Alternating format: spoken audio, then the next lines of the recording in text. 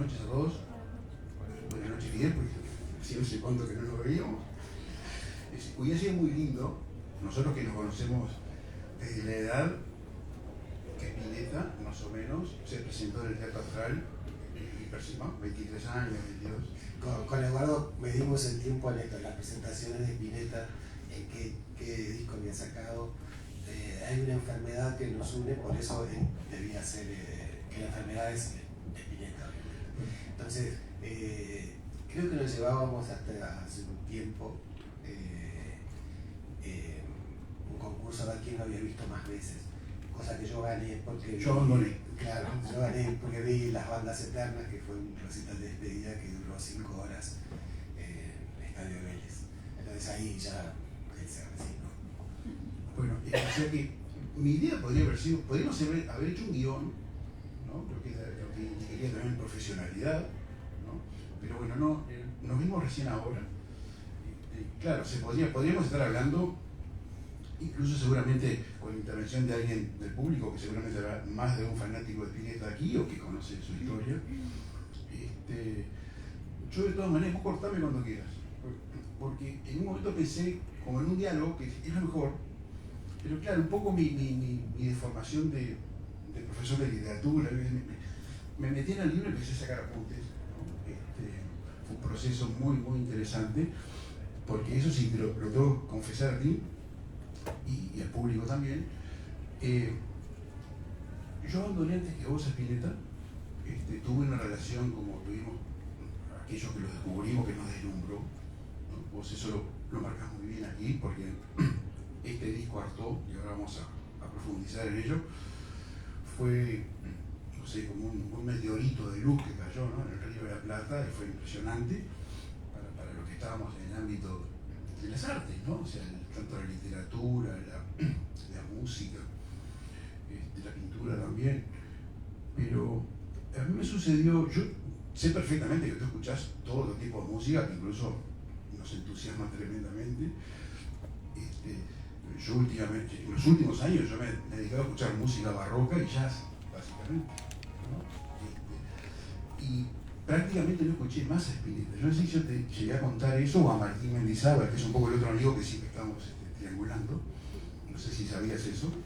Ay, ya tengo alguna idea, pero bueno, como te quiero tanto, lo pasé por ahí. Bueno, y bueno, nada, simplemente, yo creo, pasó algo yo, que cuando me enteré de la muerte de Spinetta, que cuando fue 2012, me pegó tan fuerte que no pude volver a escuchar Spinetta. Ahora, gracias a ti, escuché algunos nada más, porque otros los conozco de memoria. Te digo, ¿no? Entonces, para mí particularmente fue una experiencia interesantísima leerlo. Claro, en esa trayectoria particular de quien en el caso como yo hasta sabía. Yo aprendí cantata de Puentes Amarillos a tocarlo con todos los acordes cuando no había tutoriales, ¿no? Había que sacarlo, ¿no? Entonces, de alguna manera, este es un libro que toca muchas fibras diferentes y creo que es válido tanto para aquellos que esto es como ya parte de nuestra vida, parte de nuestro interior, como también esto puede abrir las puertas para que nueva gente pueda ingresar en la obra de Spinetta, ¿no?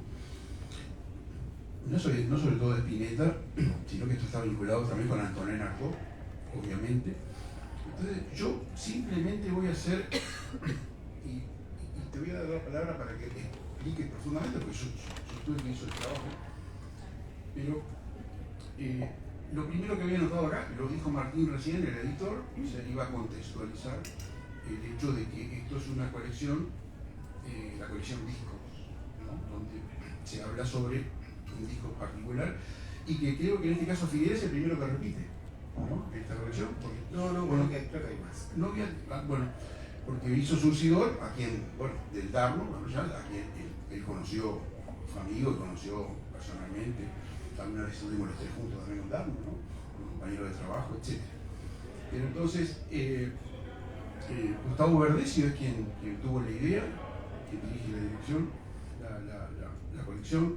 Pero fui anotando algunas cosas básicas, y a partir de ahí, o sea, al tener un libro, bueno, ¿qué género tiene este libro? ¿No? Es un libro que uno podría pensar que es una investigación que podría tener un perfil periodístico, ¿no? Porque en general muchos periodistas han escrito, el caso de Eduardo Berti, el famoso, el libro más importante sobre Spinetta, creo, ¿no?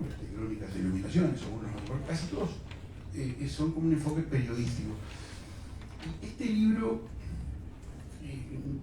está más allá de eso, tiene otro registro en general, que es más bien poético, es una aproximación poética, más que ensayística, diría yo, y por supuesto más que periodística, más allá que hay datos, ¿no? Yo anoté aquí que de alguna manera parecería que el autor quiso que el texto fluyera, ¿no? Que se deslizara y fuera cambiando cada tanto el registro. De hecho, no se divide en capítulos ni partes definidas, o sea, no hay capítulos, ¿no? Es más, coherentemente, que podría resultar raro desde el punto de vista editorial, este libro no tiene índice, pero es un reflejo claro de que no necesita índice. Ahora bien, uno de los recursos, él utiliza varios recursos estructurales, a pesar de no tener capítulos, uno de ellos, el primero que salta a la vista, es el ir poniendo frases muy breves, que casi todos son versos de Spinetta, ¿no? Y casi todos de Artaud, hay otros que no. En su enorme mayoría creo que hay un par que no. Exacto. Eso no son subtítulos, pero tiene, ¿no?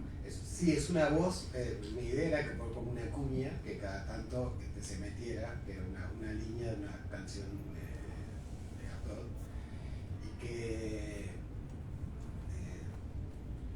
hoy lo hablaba más temprano, que era cualquier canción del disco Artaud, sacás línea por línea, la línea en sí ya vale como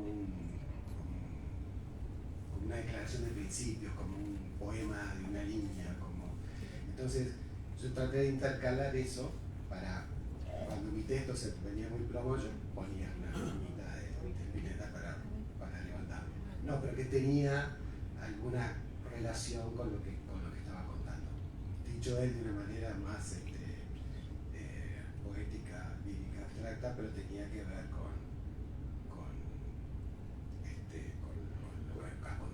con el desarrollo del texto. Digamos, cuando cuento, por ejemplo, que Spinetta y Emilio Del Grasso tenían pensado ir a ver a Perón cuando volvía a la Argentina, que por suerte no fueron, hay una matanza de Ezeiza, ahí se intercala con tanta sangre alrededor, no sé qué puedo ayudar. Sí, eso, o sea, a la manera, es lo mismo, esas frases valen como si fueran como las imágenes que van acompañando un texto, ¿no? y que están realmente, que tienen mucho que ver. Pero claro, tú lo que lográs también, Fidel, es, si el texto fuera una música, son frases, determinadas frases que van incidiendo y que van dándole un tono. Yo ahí observé algo también, porque lo logré en mí, al conocer de memoria todos los temas, más allá que hacía años que yo no lo tenía internalizado, es un libro que un conocedor de Spinetta lo lee con música de fondo, porque cada verso, yo estaba escuchando los acordes que le acompañaban y la melodía del casco. Entonces, eso no me he dado cuenta, qué notable, ¿no? O sea, es un libro con música incluida, ¿no?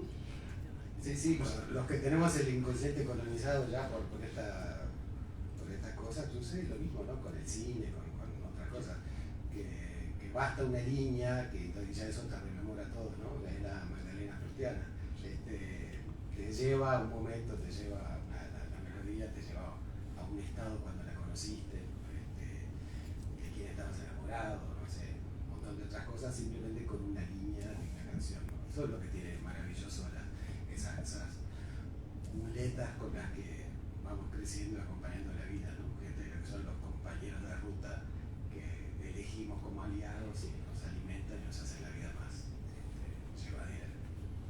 Después, otro elemento estructural que observé que creo que es la necesidad de un contexto epocal, digamos, ¿no? Hay un momento que aparecen listados, ¿no? De, por ejemplo, los principales hechos del año 70. Artaud se edita en 1973, ¿no? Un año cargado de cosas, el Río de la Plata, Guanacaste, Hablar, golpe de Estado, el regreso de Perón, la matanza de Seiza, mil cosas. Chile, sí, ni que hablar. Bueno, políticamente, socialmente, pero también después aparecen como en este flujo, digamos, que yo digo, esta narración bastante predominantemente poética, se van apareciendo algunos datos, ¿no? Que tú me parece que elegiste como que apareciera allí, podría haber sido un recuadro de repente, ¿no? Si fuera un artículo periodístico. Sí, pero me interesaba poner el contexto internacional, más allá de lo local, también lo internacional, la cantidad de discos que en ese año curioso también salieron. Fue un año tanto en el Río de la Plata como internacional. ¿no? O sea, el Lado Oscuro de la Luna, por ejemplo, el Pink Floyd, un disco emblemático por donde se lo mire, es del 73, vendiendo en Inglaterra por una libra de Genesis, un montón de discos. Pero también era una época en que se buscaba romper desde el punto de vista de diseño de las carátulas. Había muchas carátulas en el mundo que no se contentaban con el cuadrado 32x32 y querían innovar desde ese lugar. Spinetta, que siempre fue una antena, se puso rígido en eso. Bueno, no quiero decir. No, yo tengo. Todos tenemos la imagen ahí de esa carátula absolutamente irregular. Para los que no conocen, que deben ser pocos, el disco era irregular, no es que era un cuadrado blanco el disco, entonces no te entraba en ningún lugar, en una incomodidad, se doblaban las aletas esas. Voy a confesar una cosa, sé que es un punto de menos con él, pero como yo tengo algo de obsesivo, yo tengo casi todas las primeras ediciones de Spinetta, pero nunca procuré buscar ese disco porque no podía soportar que no entrara en ningún lado. ¿Dónde lo ponía el disco? Claro, ponerlo como cuadro, sí, eso lo pensé alguna vez. Pero esa era justamente una de las cosas que Spinetta se puso rígido, y los distribuidores y de la época se sacaban los pelos, porque decían, no vamos a aceptar esta locura con un capricho de flaco atorrante. Y eso que pensaban que iban a ser molestias, lejos de eso se agotó más que nada por la tapa de Indanza. Luego la segunda edición ya la hicieron así, ¿no? Con el cuadrado blanco. Sí, es la que digo yo. Bueno, siguiendo un poco con los recursos, después vamos a ir a los temas centrales, obviamente, y vos vas a ir también explicando. Hay un recurso que me resultó muy interesante, que es citar, por ejemplo, Spinetta hablando sobre la obra de Artaud y Artaud hablando sobre Van Gogh. Entonces se establece ahí un triángulo que es muy interesante, que vos eso lo analizaste muy bien. Después me gustaría leer alguna parte de eso, si tenemos tiempo, pero eso es porque eso lo haces varias veces en el libro, ¿no? Es también así como van apareciendo versos del flaco, van apareciendo también citas, ¿no? Y que establece como un diálogo, evidentemente. ¿Fue esa tu intención, digamos? Sí, fue esa la intención, porque era como una cadena, ¿no? Lo que Spinetta veía en Artaud lo había visto en Van Gogh. O sea, entonces, y después Spinetta por transitiva también lo ve en Van Gogh. De hecho, yo desarrollo la teoría que el disco podría haberse llamado Van Gogh, porque hay tanta influencia de Van Gogh conceptualmente, más allá de las citas, cantantes puentes amarillos, cosas explícitas sobre Van Gogh, pero podría haber sido Van Gogh. Creo yo que Spinetta me lo puso porque Artaud era menos conocido que Van Gogh, y le hubiera parecido un poco convencional, por decirlo de alguna manera. Era más raro, sí, Artaud no se conocía. Yo también lo he pensado por el lado de que Artaud era un poeta, más allá de su influencia en el teatro. Bueno, sí, eso también. Entonces, y además estoy convencido, si uno ve las letras de Almendra, las primeras letras de... Él encontró en Artaud, y te diría que en todo el surrealismo, su forma de expresión, ¿no? Claro, que es eso que eso se le es de agradecer a toda la cierta parte de la intelectualidad argentina de esa época, que un grupo de Jorge Pistocchi, Miguel Grimberg, Pipo Lernoux, Jorge Álvarez, que era editor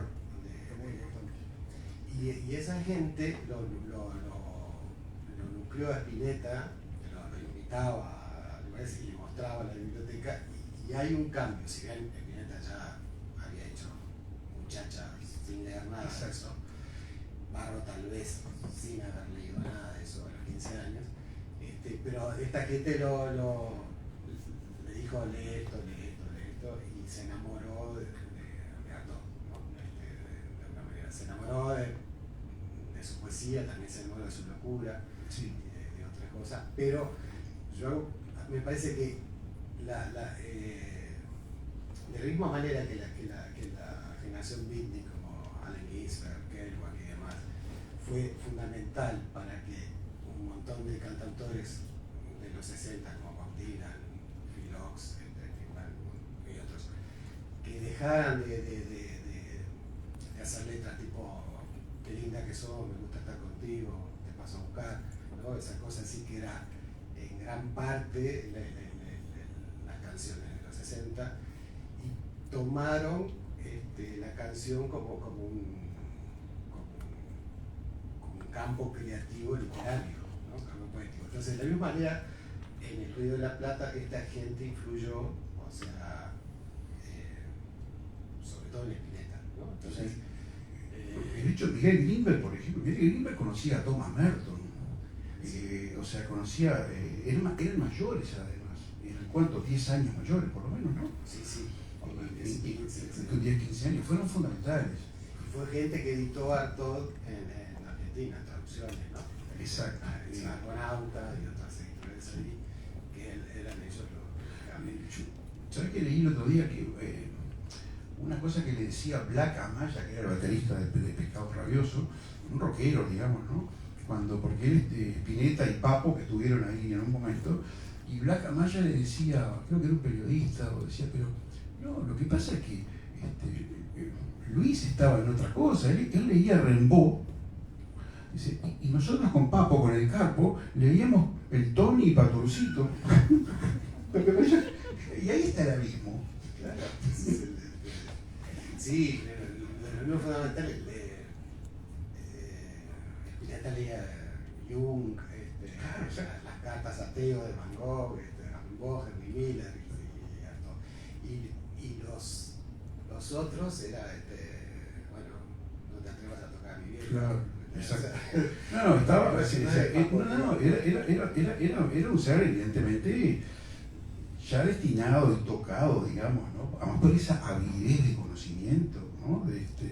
Sin duda. Ahora, yo ahora quería ver los dos núcleos que hay, digamos, del disco. Él habla, obviamente, del disco, de la carátula, de lo innovador de la carátula, y también, obviamente, de lo que significó como explosión creativa y como algo raro, como una rareza, ¿no? Yo lo recuerdo porque yo tenía 15 años cuando salió, y yo no hacía mucho, hacía un año que escuchaba rock argentino, que estaba un poco siguiendo, leía mucho a Miguel Grimberg, que era un poco el teórico de todo esto, ¿no? Que él dividió entre música complaciente, y yo sé, Palito Ortega y todo eso, y música progresiva. Él fue teórico, ¿no? Yo lo seguía como si fuera un gurú, me acuerdo, ¿no? Evidentemente con la revista Pelo, ¿no? Que era increíble. Yo no sé cómo vos en Tacuarembó, bueno, yo todavía, porque yo estaba en el departamento de Colonia, yo conocí primero a Spinetta que a Mateo, por ejemplo. Pero vos en Tacuarembó, conectado, y yo veo gente en 33, conocí historias que son realmente, no sé, porque había como una antena, no sé cómo era que era tan difícil llegar a la información. Que por eso mismo uno buscaba más. Si vos estás en el set donde la información está, muchas veces te preocupas y dices, bueno, ya me va a llegar. Pero si estás en el medio del desierto, como que llegaba yo que estaba, entonces estaba buscando todo el tiempo. Entonces, si buscas, te encontrás. Y si estás en Sí, eso lo hablábamos alguna vez. Seguramente lo que tiene esa explicación o esa hipótesis es que, claro, los que llegan a contactarse con el material son los buscadores más serios, los que no se entregan en el primer momento, me imagino. Es como un servidor. Sí, pero yo le he contado otras veces, porque yo iba con mi amigo Sergio a un lugar en un auto donde había Tamango es como un valle, digamos, un pozo. Entonces, pero íbamos a un lugar donde había como unas pendientes donde se agarraban mejor las radios argentinas. Entonces ahí, por eso, igual que vos decís, estábamos más en contacto con la cultura porteña, Sí. porque escuchamos las radios argentinas y no las de Montevideo. Sí, sí. Bueno, en Colonia eso es más entendible, obviamente, más todavía, pero... Entonces había un mayor contacto, paradojalmente, al estar más lejos, estábamos más cerca de Buenos Aires que Montevideo. Sí, quiero leer el inicio del libro, simplemente una primera línea que oficia a manera de párrafo, ¿no? Y después las primeras dos oraciones. Así empieza el libro de Fidel. Hay discos que parecen ser un disco, pero son otra cosa. Punto. Desde la portada, Artaud era una flor rara. Algo de otro mundo que aparecía de una manera atípica y de pronto terminaba ahí sobre la mesa como un lagarto verde. Siempre un texto mejor que cualquier explicación de un comentarista es el propio autor y el texto mismo, ¿no? Yo ahora quiero anotar algo que me pasó. Me vas a odiar por esto. pero después me di cuenta, vos lo cuestionás después. Yo comienzo a leer el libro y veo un libro que me atrapa, que es netamente poético, pero lo sentí, siendo yo de la misma familia, lo sentí algo como un panegírico. Dije, es San Luis, ¿no? Lo vi, o sea, como si fuera decir, el zoom de la... Yo sé claramente todos los, digamos, los parámetros tuyos, o muchos. Entonces sentí que era demasiado elogioso. Después ese tema vos lo retomás cuando empezás al final, que no le dedicás mucho, pero a analizar cada tema, ¿no? Eso ya se ha hecho, entonces, bueno, seguramente vos no quisiste entrar a analizar tema por tema, ¿no? Vos te cuestionaste eso, eras consciente de... A su vez eso transmite una energía muy, muy particular, pero yo mismo siendo un spinetiano, habla demasiado bien de Spinetta. ¿Se entiende lo que digo? O sea, sí, pero lo mismo yo haría sobre Truffaut, sobre otra gente. Uno tiene esas pasiones y al cual, si hubiera estado en otra época, yo me batiría a duelo por si alguien habla mal de Spinetta. Pero eso no habla mal de mí, habla mal digo, yo creo que uno tiene que defender las cosas en las que cree y en donde gente que le ha iluminado la vida o la ha hecho más llevadera, como decía, esos son los verdaderos aliados. Entonces yo no, en un momento sí creo que está escrito que hay cosas que no son dichas desde el lado de un fan, de un admirador, de un devoto de la iglesia spinettiana, sino de la complicidad de otro creador. Porque yo como pintor, digo, ya no como cosa de escritura, uno hace ciertos caminos y se enfrenta a abismos, a callejones sin salidas, cosas que no.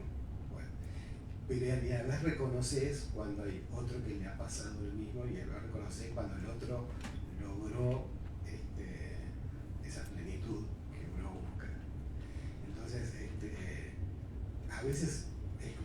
otras veces es como colega, salvando las distancias, y a veces es simplemente como quien no tiene respuestas ante el misterio. ¿Por qué un disco es más importante que otro? Porque en rigor tampoco es que sean, sí, son canciones maravillosas, pero ¿por qué este disco es más icónico, más emblemático, más elegido una y otra vez como el número uno de toda la historia del rock argentino?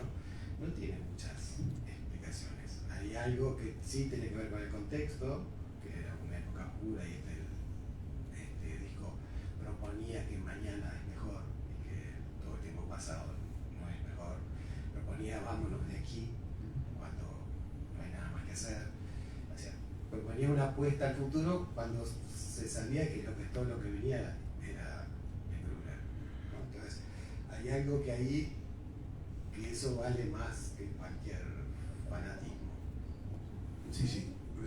Paso por alto el hecho de que puedo llegar a sentirme un traidor, o un hereje, pero está bien lo que decís. De todas maneras, yo estaba pensando eso, ¿por qué impactó tanto? Porque 9 años después está Kamikaze, que vos haces una letra, y Kamikaze es un disco que está ahí.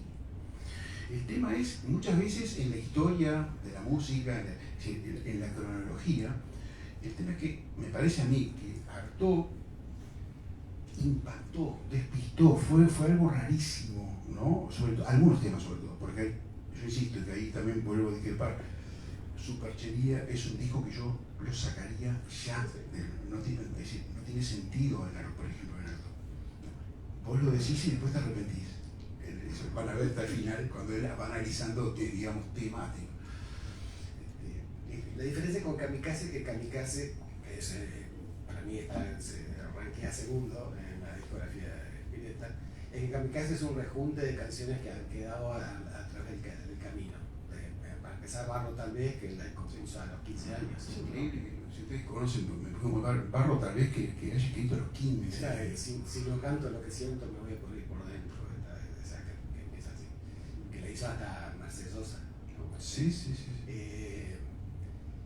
Pero bueno, Kamikaze tiene un hilo común, pero son canciones de diferentes momentos. Esto fue todo condensado, concentrado, y él venía tratando de sublimar esa rabia, valga la palabra, pasado pescado rabioso, ¿no? Que era la furia, me gusta ese tajo, ¿no? Cosas que después se arrepintió de ser tan directo. Sí, de hecho yo estuve mirando un fragmento de una presentación de Pescado del año 72, pero a poco, 8 meses antes, ¿no?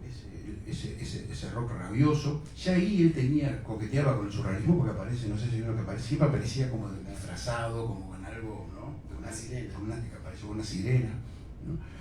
Entonces, ¿cómo ese individuo pudo tocar en el Teatro Astral unos meses después, componer antes una obra como cantata de Puentes Amarillos, ¿no? Y al mes, o sea, el año 73, en mayo, se edita Pescado 2, ¿no? El disco doble de Pescado Rabioso, en el cual ya había algunas señales. Sí, credulidad. Otras cosas. En octubre saca todo, y en noviembre ya estaba con Invisible, con un trío de música. O sea, en el mismo año hace 3 cosas totalmente diferentes, y lo cual prueba una vez más esto del vámonos de aquí, ¿no? El mañana es mejor, que no me quedo. O sea, no esperó un mes de salir Bartók para en el mismo Teatro Astral presentar la banda nueva. Y bueno, pero me quedé con esta otra cosa del panegírico. Digo, yo creo que igual intenté, por lo menos, que el libro fuera no solamente un aplauso, digamos, Eso es al principio, porque después esa tonalidad que yo vi se va. Claro, que fuera que lo pueda leer alguien que ni siquiera conoce Spinetta y haga una ligazón entre Spinetta, Artaud y Van Gogh. Pero además vale, a ver, ya que tampoco uno se puede, yo di cuenta que también era como un comienzo del impulso emocional, además, ¿no? A mí me tocó, o sea, las dos cosas a la vez. Uno puede pensar, ¿no? Críticamente es demasiado elogioso, y por otro lado te toca igual esa energía, ¿no? de la emoción que provocó, en definitiva es la emoción de la belleza, porque ¿qué es lo que tocó? No sé, además no se puede explicar muchas veces. Yo me acuerdo cuántas charlas tuvimos con una vez que murió hace tiempo, era un escritor que pasaba siempre borracho, pero me acuerdo que hablando con otro chile, bueno, salió el tema de Spinetta, que yo no sabía ni que él, hace muchos años esto, que él.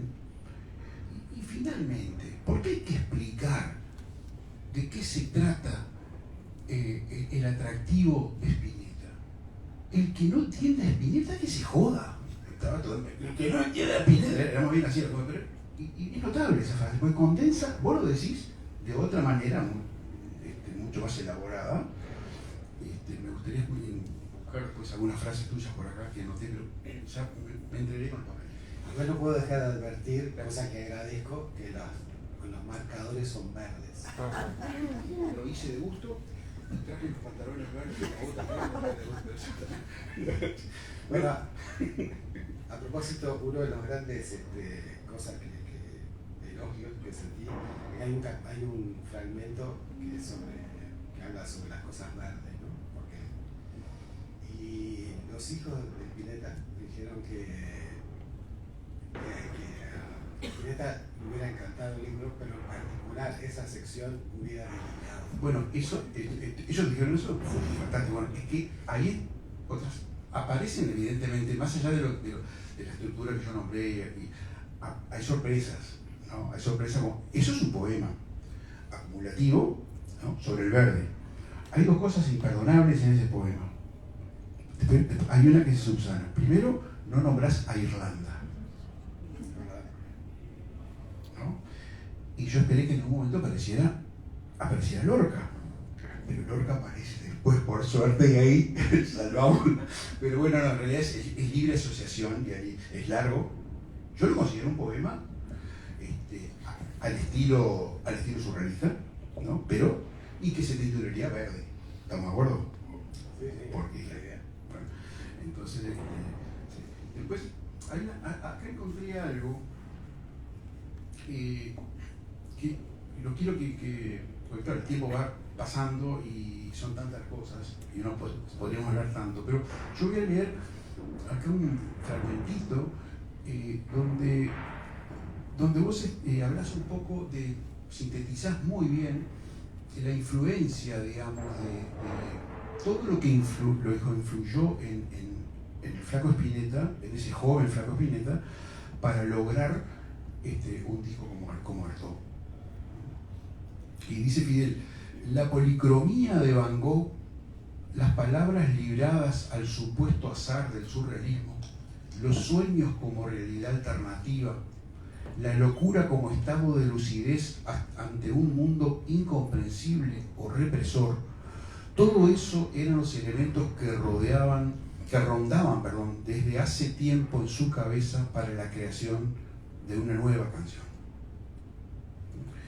Hay Van Gogh, el surrealismo. Si querés profundizar un poquito más en esto. Sí, eran todas cosas que como digo, le cambiaron un poco la cabeza, así como le había cambiado en su momento la ópera de Piazzolla y Ferrer, María de Buenos Aires, que había originado la idea de hacer con Almendra una ópera que quedó trunca cuando la disuelve, Almendra.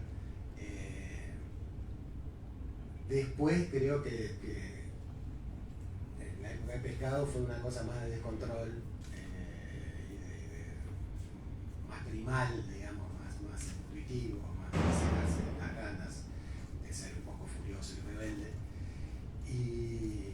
Y aquí vuelve a su esencia, pero con estas nuevas influencias, ¿no? de las lecturas, de todo este bagaje que hablábamos hoy.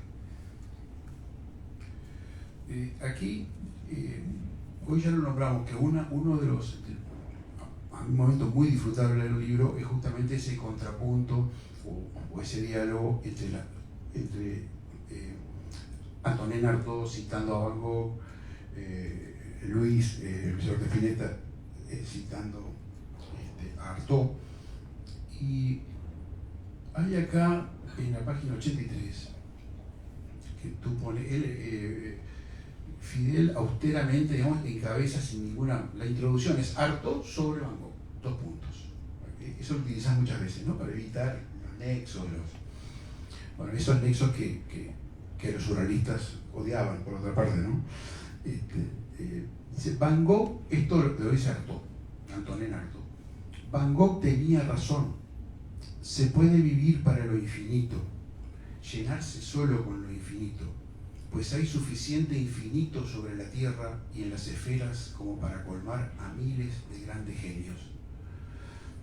Y si Van Gogh no llegó a saciar su deseo de iluminar toda su vida con él, fue porque la sociedad no se lo permitió. Acá está el tema del suicidado. El suicidado por la sociedad. Que después hay algo muy interesante porque de alguna manera la figura de Artaud, ¿no? Que también es un suicidado por la sociedad, lo mismo que Artaud dijo de Van Gogh, vale para Artaud. También está, no hablamos mucho porque el tema de la locura que los une, ¿verdad? Hay algunos textos sobre el propio Artaud, el propio Antonin Artaud, hablando desde la clínica psiquiátrica, escribiendo, que son de una lucidez impresionante, porque ahí está la locura y la lucidez a su vez. Sí, los vanos de Rodez. Exacto. No sé si se llama eso. Sí, fue sometido a 50 electroshocks, ¿no? Para Claro. un tipo de médico supuestamente progresista. Pero bueno, pero en esta cosa hay algo que lo dice, no es cosa mía, Sergio Pujol, que es un investigador de CONICET de Buenos Aires, que analiza el año 73 y eso, dice que antes del 73, y fundamentalmente él lo atribuye en parte a todo, que la cosa de decir loco, ¿qué haces loco? ¿Cómo andás loco? ¿Qué onda loco? El loco como gentilicio, como manera cariñosa de referirse a, es de esta, no existía antes. Antes era, no, es un loco suelto, o es un loco lindo, pero esta cosa de decir, hola loco, que no sea despectivo sino cariñoso, tiene que ver con con estos años, y estos años él lo atribuye un poco a esta cosa, siempre hay en la adolescencia y juventud. No olvidar Balada para un loco. Por eso, para un loco, The Fool on the Hill, ¿no? El tema de los Beatles. Bueno, hay un montón de ejemplos de esa época. Pero que hay una relectura, digamos, literaria o comportamental con respecto a la locura, como manera de conocimiento alternativo. Cosa que Spinetta se baja a su momento. Él lo atribuye nuevamente Miguel Greenberg le muestra un disco de Phil Ochs, que era un cantautor de los 60, que era un cantor de protesta muy contestatario, y en un momento decide hacer un disco de canciones de amor, en el sentido provenzal del amor, no en el sentido melódico internacional, digamos. Y ahí, y en la contratapa de ese disco había toda una justificación de que, en otras palabras, como puede ser de Spinetta, solo el amor puede sostener. Entonces ahí, ¿te acordás de la frase de Ochs? No de memoria, pero bueno. Hay una cosa que es como un lema también, ¿no? Es como el poder de la belleza frente a la fealdad del mundo, ¿no? A la prosa del mundo, a la sangre derramada, todo. Exacto. Entonces, nuevamente la belleza es superior a la negrura, a la locura, ¿no? Entonces, que ese ego con la locura no pase el límite. Y eso Spinetta lo aprende a tiempo. Y es esa, a partir de ahí es que nace Todas las horas son del viento, la cantata, por siempre con esa canción que es como una pintura de Van Gogh, como una palabra tras de otra, sin nexos. Y a su vez es un poema surrealista. Eso. Pero es también como una pintura impresionista, ¿no? Que es una pincelada, otro lado, que aparentemente no tienen ligazón entre sí, y cuando te alejas se ve todo el paisaje. Sí. Ya vamos terminando. Pero estamos empezando recién. Aquí, no, pero. 5 minutos cierran la puerta. Cierra la puerta, escuchamos que dice. Dame el teléfono de José. Dame el teléfono de José ya. Estamos hablando de Spinetta. Sí, dale. Una sola pregunta bien concreta, pero antes un reclamo a favor de Papo. Porque compartieron músicos como Vlad Maya y David Lebón. Sí. Spinetta decía que era un tipo genial, aunque le vendió la guitarra con que compuso los temas de Almendra. A los pocos días después Spinetta le vendió la guitarra, aún así decía que era genial. La pregunta concreta, bueno, queda el reclamo por Papo, pero la pregunta era, dijiste que había otros discos, citaste al lado Pura la Luna, Hipnosis y bueno, la gente de Genesis vendiendo guitarra. Hay otro libro, porque acá hay un elemento que me parece fundamental, que es el Madí. Porque el flaco era un artista plástico y dibujaba desde antes de componer, y la ruptura del rectángulo es un elemento Madí muy importante, porque él también participó del Ditela y otras cosas. ¿Hay otra carátula que rompa con el cuadrado? No en Argentina. ¿O en el mundo? En el mundo está lo que él toma como referencia, un disco de los Small Faces, que se llamaba Ogden Nuts, que era redondo.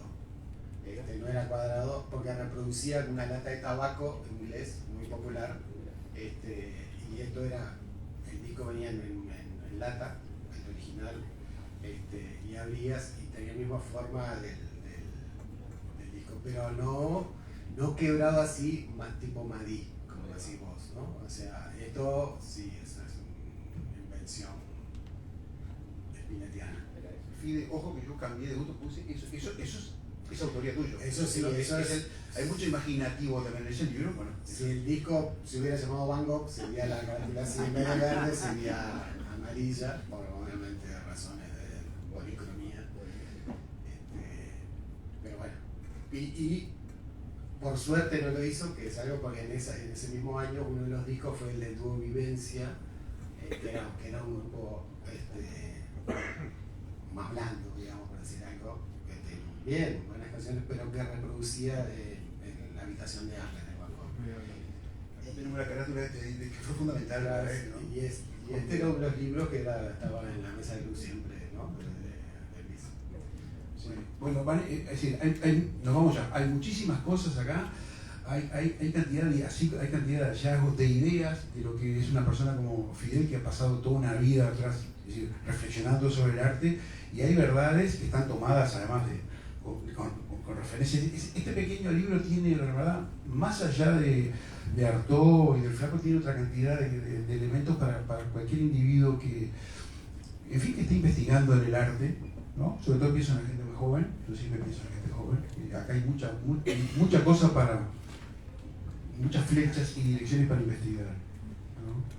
Y bueno, gracias por este libro, Fidel. Gracias. Bueno, y la verdad que quedamos, pues sí, Sarita. No, y destacando que Spinetta hizo el énfasis en usar el idioma español Sí. en canciones, y de ahí que él, en todo ese vocabulario, desplegó a muchos oídos y a muchas sensibilidades la riqueza de esos.